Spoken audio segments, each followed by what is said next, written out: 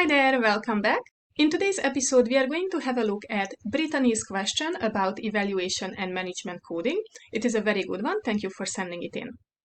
She commented on YouTube, I would be interested in seeing some scenarios where you have to code the type of hospital service, like a patient is admitted to observation from the ER. Is it going to be an ER code or an observation code? I struggle with those questions on the practice exams. The guidelines help, but some of the practice questions are tricky. Yes, indeed, they are. Let's see what we need to know about EM coding for patients who are moved between different types of EM services. But before we get there, first of all, we have to remember that in general, only one evaluation and management code should be assigned for the same provider, dealing with the same patient and the same problem on the same date of service. There are exceptions, of course, but this is usually how EM coding goes. For example, Dr. Yalka sees the patient in the morning for headaches. The patient is sent home with the diagnosis of dehydration. Very simple case, it is a visit with the provider, a patient, a problem on a given date of service. Only one EM code will be necessary.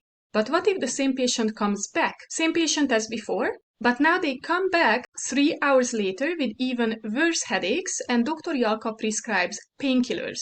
How many EM codes do we need? There are technically 2 visits. Would we assign an EM code to both of them? No, we code only one EM service because it is the same provider seeing the same patient for the same problem on the same date of service. So far so good. Now keeping this rule in mind, let's move away from this office setting and into the emergency department and observation unit. Dr. Virtanen, ED physician, sees the patient for chest pain and weakness. Based on labs and EKG, he suspects simple esophageal reflux, but just to make sure, he admits the patient into observation. How should we code this? There is an ED visit by this provider, but then they also admit the patient into observation. Will we need 2 EM codes? Let's see. Is it the same provider?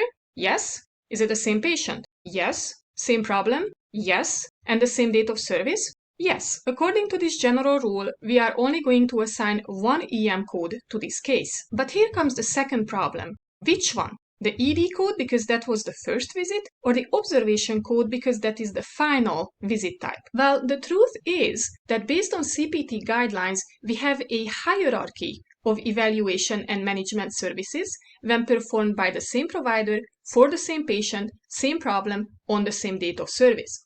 And as the patient goes from one place to the next, the lower level EM services don't get billed. We charge only for the highest EM type in the hierarchy. For example, the patient is seen in the cardiology office and directly admitted into observation due to palpitations. If the same provider sees the patient in the office and in observation, charge the observation EM only because this one is higher in the hierarchy than the office visit EM. If the patient is seen in the ED and admitted by the same provider as an inpatient, charge the inpatient EM admission only. If the patient is examined in the ED and designated as an observation patient by the same provider, assign the observation code only because that's the highest in the hierarchy, and so on. And this gives us the answer to our example case on which EM we will need, the ED or the observation code. The observation only because that one is higher in the hierarchy of EM services. 2 very important remarks.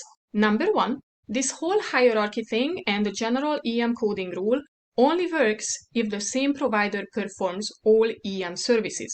So if Dr. A, emergency department physician, sees the patient in the ER, but then Dr. B, neurosurgeon, admits the patient to the hospital, these are not the same providers. You will need 2 separate EM codes, one for each. And remark number 2, the general rule and the hierarchy can be overwritten by payer or CPT guidelines. For example, we know that we can code both a preventive and a problem-focused EM visit with modifier 25 for the same date of service by the same provider if appropriate. And that is all. Thank you again, Brittany, for your question. I hope you found the answer helpful. For more coding tips and EM coding help, please see my channel or this upcoming next video on modifier 25. See you there.